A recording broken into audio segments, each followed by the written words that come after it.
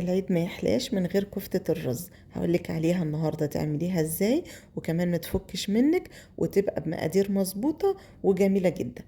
اول حاجة كده انا بغسل الرز كده وبصفيه وبس، ما بنشفوش على فوطة ولا اي حاجة. هقولك مقادير الكيلو. عندك كيلو رز بياخد كيلو لحمة، عليه ربطة كزبرة متوسطة. بعد كده بحط عليه بصلتين اتنين برضو متوسطين. ده برضو مقادير الكيلو، اي حاجة هقولها لكم هي مقادير الكيلو. بصلتين اتنين كمان متوسطين، وهكون مقشرة بقى راس توم.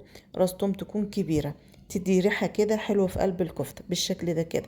هحطها عليهم برضو. بعد كده بقى هحضر التوابل اللي هتوديها في حتة تانية تخلي ريحتها دي مفحفحة. اول حاجة خالص كده بحط ورق لوري سليم واغسليه عشان بيبقى عليه تراب. كمان معلقة صغيرة كده من الحبهان وسليم برضو. عليها الملح، وهحط عليها كمان فلفل حصى وفلفل مصحون. التوابل اللي هي يعني مش مضروبة دي او مش مطحونة بتدي نفس جميل جدا. هنا ربع بقى معلقة صغيرة كمون، وهحط كمان معلقة صغيرة شطة اختياري بس هي بتبقى حلو. الكربوناتو بقى او بيكنج باودر، حطي حاجة على طرف المعلقة بسيطة خالص كده، يعني مش ربع المعلقة حتى. المعلقة اللي هي الصغيرة تبقى حاجة بسيطة قوي.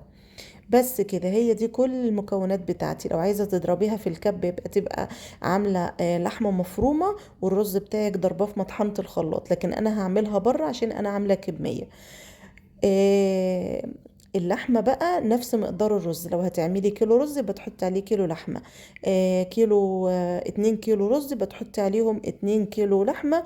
وتزودي طبعا البهارات والحاجات اللي احنا حطيناها، البصل والحاجات دي كلها. انا هنا كنت مزودة اللحمة زيادة شوية كمان عن الرز. بعد كده بقى بتجيبيها بتبقى جاية سخنة. لو عايزة تصبعيها في ساعتها باللي ايدك زيت كده وصبعيها عشان ما تلزقش في ايدك، لكن انا بحب اسيبها في التلاجة شوية كده تتشمع، عشان كده بتلزقش في ايدي وما بحتاجش ان انا ادهن ايدي زيت. الزيت بتاعك يكون بقى متوسط كده، وتنزلي فيه الكفتة علشان ما تاخدش لون بسرعة ويكون قلبها ني. سيبيها بقى براحتها كده تاخد لون وتبقى حلوة معاكي، وهتبقى بالشكل ده.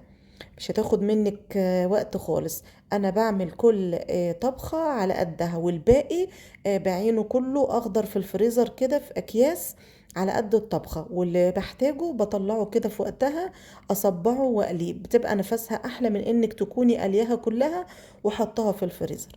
انا بفضل كده. والكمية بقى اللي انت محتاجاها تقليها وتستعمليها على طول في الطبيخ، وبألف هنا.